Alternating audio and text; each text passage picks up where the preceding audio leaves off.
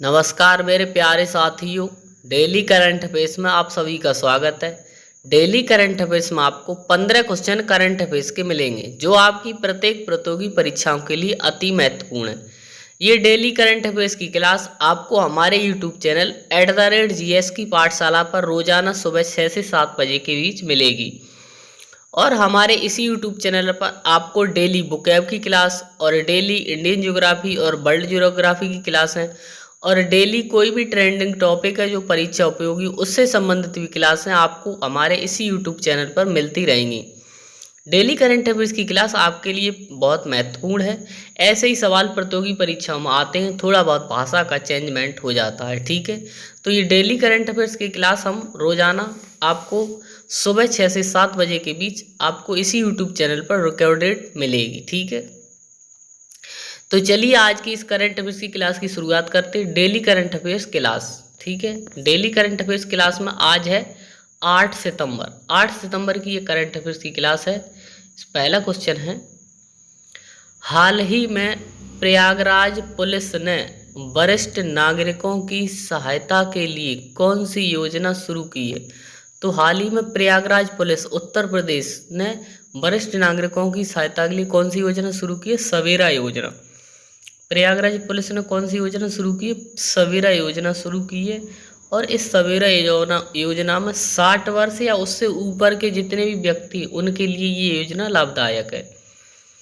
इस योजना का उद्देश्य क्या है? इस योजना का उद्देश्य प्रयागराज जोन के भीतर 7 जिलों में रहने वाले वरिष्ठ नागरिकों को स्वास्थ्य और अन्य आपात स्थितियों के दौरान आवश्यक सेवाएं प्रदान करना, ये इसका उद्देश्य। क्या उद्देश्य? प्रयागराज जोन के भीतर 7 जिलों में रहने वाले वरिष्ठ नागरिकों को स्वास्थ्य और अन्य आपात स्थितियों के दौरान आवश्यक सेवाएं प्रदान करना, ये इस योजना का उद्देश्य, ठीक है।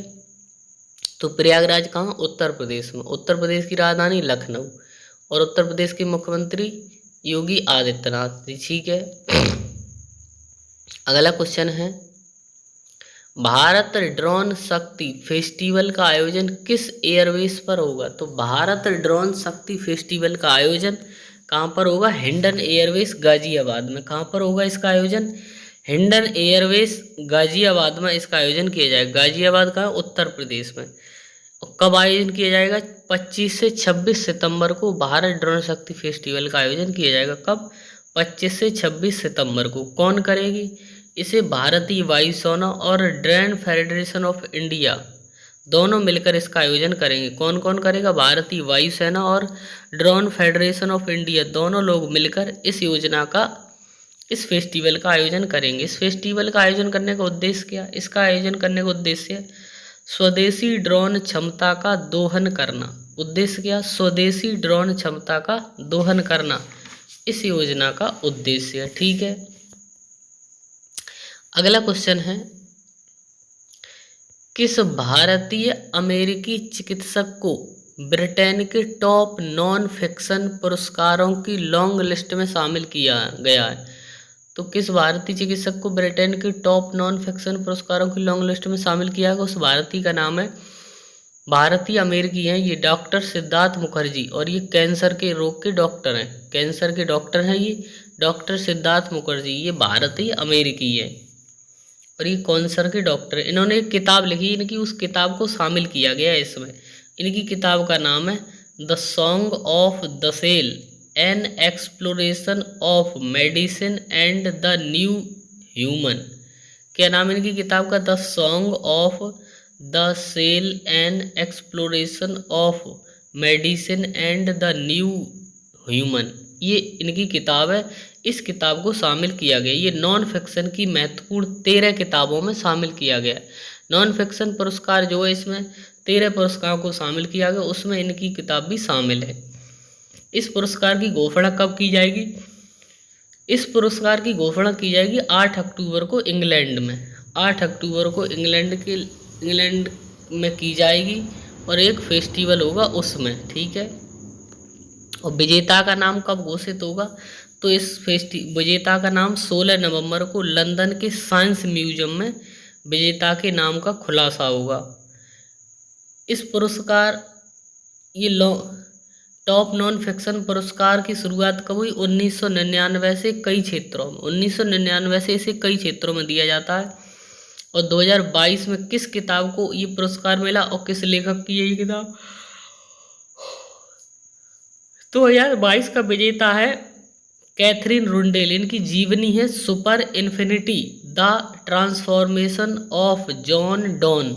इनकी इस किताब के लिए इन्हें ये पुरस्कार मिला 2022 में। किन्हें? कैथरीन रुंडेल को।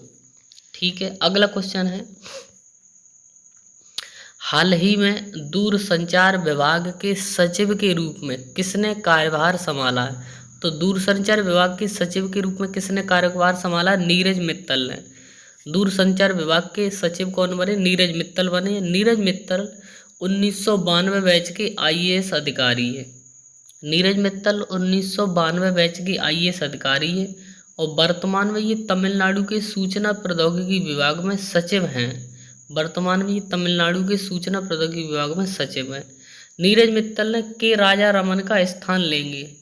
नीरज मित्तल ने के राजा रमन का स्थान लिया है। के राजा रमन कौन बने? ये गुजरात में अंतर्राष्ट्रीय वित्तीय सेवा केंद्र प्राधिकरण के अध्यक्ष बन गए हैं। के राजा रामन कौन बने? गुजरात में अंतर्राष्ट्रीय वित्तीय सेवा केंद्र प्राधिकरण के अध्यक्ष बन गए हैं। ठीक है, अगला क्वेश्चन है, इलेक्ट्रॉनिक्स और सूचना प्रौद्योगिकी मंत्रालय के नए सचिव कौन बने हैं? तो इलेक्ट्रॉनिक्स और सूचना प्रौद्योगिकी के नए सचिव कौन बने? एस राधाकृष्णन। कौन बने? एस राधाकृष्णन। इलेक्ट्रॉनिक सूचना प्रौद्योगिकी मंत्रालय के नए सचिव बने एस राधाकृष्णन बने हैं। और ये 1989 बैच के आईएएस अधिकारी, 1989 बैच के आईएएस अधिकारी हैं ये एस राधाकृष्णन, और ये तमिलनाडु कैडर के हैं। 1989 बैच के आईएएस अधिकारी तमिलनाडु कैडर के हैं। और ये अलकेश कुमार शर्मा के स्थान पर इन्होंने इलेक्ट्रॉनिक सूचना प्रौद्योगिकी मंत्रालय के सचिव बनाए गए। अलकेश कुमार शर्मा का स्थान लिया है इन्होंने। ठीक है, अब हम बात करते हैं कुछ इम्पोर्टेंट टॉपिक की। तो बीएल कांताराव को खान मंत्रालय में सचिव नियुक्त किया गया है। बीएल कांताराव को खान मंत्रालय में सचिव नियुक्त किया गया है। विवेक भारद्वाज जो वो पंचायती राज मंत्रालय में नियुक्त किए गए। विवेक भारद्वाज पंचायती राज मंत्रालय में विशेष कार्य के लिए नियुक्त किए गए हैं। उमंग नरुला जो है संसदीय मामलों के मंत्रालय में सचिव के रूप में नामित किया गया। उमंग नरुला को संसदीय मामलों के मंत्रालय में सचिव के रूप में नामित किया गया। ठीक है, तो ये थे इम्पोर्टेंट बिंदु। अगला क्वेश्चन है, हाल ही में रसायन और उर्वरक मंत्रालय के भीतर फार्मास्यूटिकल्स विभाग के सचिव कौन बने? तो रसायन और उर्वरक मंत्रालय के भीतर फार्मास्यूटिकल्स विभाग के सचिव कौन बने? अरुणीश चावला। कौन बने? अरुणीश चावला बने। ये भी 1992 बैच के आईएएस अधिकारी और बिहार कैडर के हैं। ये क्या है? अरुणीश चावला 1992 बैच के आईएएस अधिकारी हैं और बिहार कैडर के हैं। 1 नवंबर 2023 से इनका कार्यकाल शुरू होगा इसमें सचिव के रूप में इस पद पर। 1 नवंबर 2023 से इनका कार्यकाल शुरू हुआ। ठीक है, और बिहार कैडर के 1992 बैच के आईएएस अधिकारी चंचल कुमार पूर्वोत्तर क्षेत्र विकास मंत्रालय के सचिव बने हैं। पूर्वोत्तर क्षेत्र विकास मंत्रालय के सचिव बने हैं आईएएस अधिकारी चंचल कुमार। ये भी बिहार कैडर के अधिकारी और 1992 बैच के अधिकारी है। ठीक है,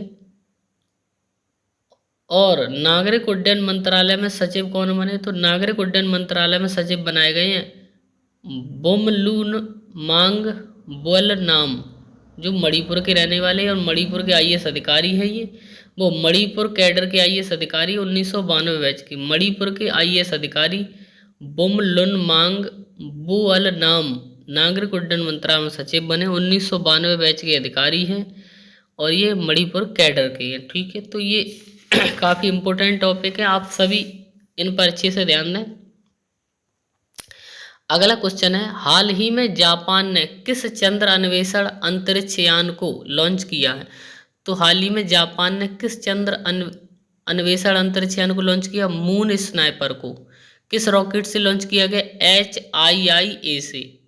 ठीक है, मून स्नाइपर को चंद्र अन्वेषण अंतरिक्ष यान को जापान ने लॉन्च किया। किस रॉकेट से लॉन्च किया? HIIA रॉकेट से लॉन्च किया गया है। ठीक है, निर्माण किसने किया था? इसका निर्माण किया मित्सुबिशी हेवी इंडस्ट्री जो जापान की है, इसने इस रॉकेट का निर्माण किया।